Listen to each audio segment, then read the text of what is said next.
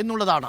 T P Jayachandran, അങ്ങനെയാണ് ഇടതുപക്ഷം അതിനെ കാണാൻ ശ്രമിക്കുന്നത്. മാത്രവുമല്ല, ഈ ബഡ്ജറ്റ് വായിച്ചു നോക്കുമ്പോൾ ബഡ്ജറ്റിന്റെ പല ഘട്ടങ്ങളിലും കേന്ദ്ര സർക്കാരിനെതിരെയുള്ള വിമർശനം വളരെ ശക്തമായ കണക്കുകളിലൂടെ ബഡ്ജറ്റ് വിശദീകരിക്കാൻ ശ്രമിക്കുകയും ചെയ്തിട്ടുണ്ട്.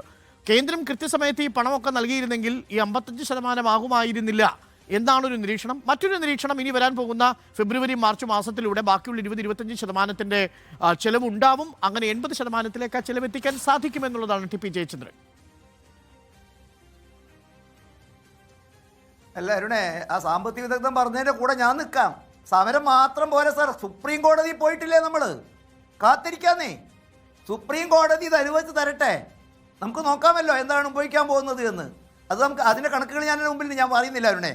ഞാൻ അരുണോട് ചോദിക്കുന്നത്, താങ്കൾ ആവർത്തിച്ചു കൊണ്ടിരിക്കുന്നത് സാധാരണക്കാരനെ ബാധിക്കാത്ത, എന്തോ അത്ഭുതം സംഭവിക്കാൻ പോകുന്ന, സൂര്യോദയം സംഭവിക്കാൻ പോകുന്ന ഒരു ബജറ്റാണെന്നാണല്ലോ. കുറച്ച് മുമ്പത്തെ ചരിത്രത്തോട് നോക്കിക്കൂടെ അരുണേ? കഴിഞ്ഞ ബജറ്റിൽ എന്തൊക്കെ പറഞ്ഞിരുന്നു നോക്കൂ. സിയാൽ മോഡലിൽ നമുക്ക് ലഭിക്കാൻ പോകുന്ന അടിസ്ഥാന സൗകര്യ വികസനം എവിടെയെത്തി? 25,000 ഹെക്ടർ ജൈവ കൃഷി എവിടെയെത്തി അരുണേ? 100 അർബൻ സ്ട്രീറ്റ് മാർക്കറ്റുകൾ കേരളത്തിൽ. നമ്മൾ ചർച്ച ചെയ്തു, കേരളം ഇതാകി വിപ്ലവകരമായി മാറാൻ പോകുന്നു. കുട്ടനാട് ബ്രാൻഡ് അരിമില്ലുകൾ കേരളം മുഴുവൻ. നിലാവ് പദ്ധതി 200 ഗ്രാമങ്ങളിൽ. 3000 KSRTC CNGയിലേക്ക് മാറാൻ 100 കോടി രൂപ. 10 ഹൈഡ്രജൻ KSRTC ബസ്സുകൾക്ക് 10 കോടി രൂപ. അതിദാരിദ്ര്യ നിർമ്മാർജ്ജനത്തിന് കുടുംബശ്രീ കേരള മിഷന് 1000 കോടി രൂപ. നോക്കൂ, ഇതെവിടെ എത്തി നമ്മൾ ഇത്രയും കാലം? കേരളത്തിന്റെ സാമ്പത്തിക സ്ഥിതിയെക്കുറിച്ച് 2016 ധവളപത്രം നമ്മൾ അവിശ്വസിക്കണോ? പൂച്ച വെച്ച് കിടക്കുകയാണ് കേരള ഖജനാവിൽ എന്ന് പറഞ്ഞ് നമ്മൾ മറക്കണോ? കേരളത്തിന്റെ സാമ്പത്തിക സ്ഥിതിയിൽ വരുമാന വർധന ഇവിടെ ഉണ്ടായിട്ടുണ്ടോ? നോക്കുവായിരുന്നു. വളരെ സിമ്പിൾ ആയിട്ട് പറയാം, നമ്മുടെ മൂലധനം എന്താ? വരുമാന വർധനം ഉണ്ടായിട്ടുണ്ടെന്നാണ് നമ്മുടെ വരുമാന മാർഗം എന്താ? വായ്പ. നികുതിയുടെ വരുമാനത്തിന്റെ കാര്യത്തിൽ മാത്രം 23% എന്ന് പറഞ്ഞാൽ കേരളം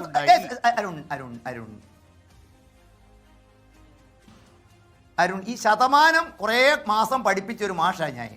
ശതമാനത്തിലേക്കൊക്കെ നമ്മൾ വിട്, കണക്കുകളിലേക്ക് നമുക്ക് കൃത്യമായിട്ട് വരാം. എന്ന് പറഞ്ഞാൽ കേരളത്തിൻ്റെ വരുമാന വർധന ഉണ്ടായിട്ടുണ്ടെങ്കിൽ കേരളത്തിലെ വികസന പ്രവർത്തനങ്ങൾക്ക് പണം മുടക്കാൻ ആവശ്യത്തിലധികം നമുക്ക് കിട്ടിയിട്ടുണ്ട്. ഒരു കാര്യം തന്നെ ഞാൻ ചോദിക്കട്ടെ, കേരളത്തിൽ എക്കാലവും ഇടതുപക്ഷ സർക്കാരും രാഷ്ട്രീയ പ്രവർത്തകരും പറഞ്ഞ എന്താ?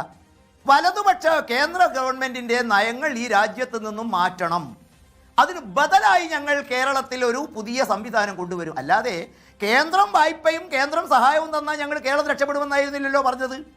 കേരളത്തിൻ്റെ നയം തെറ്റാണ്, കേന്ദ്രത്തിൻ്റെ നയം തെറ്റാണെന്നേ. അതുകൊണ്ട് ലോകപ്രശസ്തമായി കേരളം ഒരു ബദൽ കൊണ്ടുവരും എന്ന് പറഞ്ഞാൽ കേരളം വർദ്ധിപ്പിക്കും. ശരി, കേരളത്തിന്റെ വരുമാനം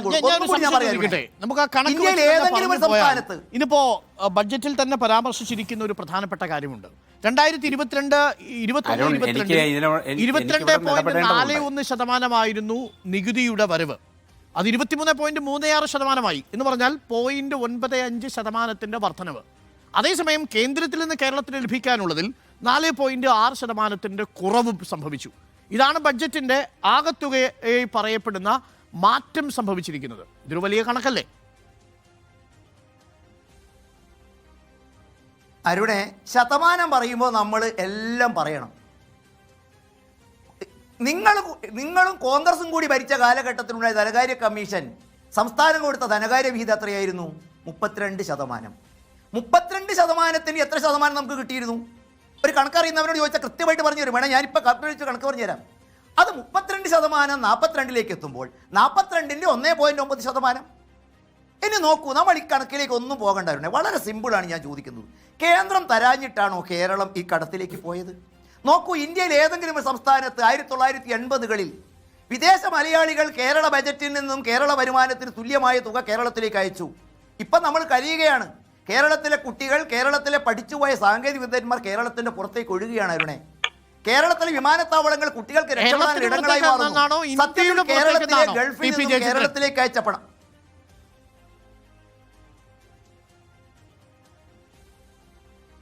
അത് രണ്ടും ശരിയാ അരുണേ. എന്നെക്കാളും നല്ല ഒരു ഇൻവെസ്റ്റിഗേറ്റീവ് ജേർണലിസ്റ്റും ഒക്കെ ആണല്ലോ നിങ്ങൾ. കണക്കുകൾ നിങ്ങളുടെ കയ്യിൽ ഉണ്ടാകുമല്ലോ. കേരളത്തിന്റെ പുറത്ത് കർണാടകത്തിൽ തമിഴ്നാട്ടിലും പഠിക്കുന്നവരെത്ര, വിദേശത്തേക്ക് പോകുന്ന അല്ലല്ല പറയുമ്പോഴേ നിങ്ങൾ തടസ്സപ്പെടുത്താൻ ചോദിക്കും, ഉത്തരം കൂടി വേണമല്ലോ ഹരണേ. അപ്പം അത് ഞാൻ ചോദിക്കുന്നത്, കേരളത്തിൻ്റെ ഈ വരുമാനം കേരളം വിനിയോഗിച്ചിട്ടുണ്ടോ? ഏറ്റവും ഒറ്റ കാര്യം കൂടി, ശ്രീരാമകൃഷ്ണ മിഷൻ KSIDCയിൽ നിക്ഷേപിച്ച പണം തിരിച്ചു കിട്ടാൻ കോടതിയിൽ പോയപ്പോൾ പറഞ്ഞ ന്യായം എന്താ? അത് കേന്ദ്രം തരേണ്ട പൈസ അല്ലല്ലോ.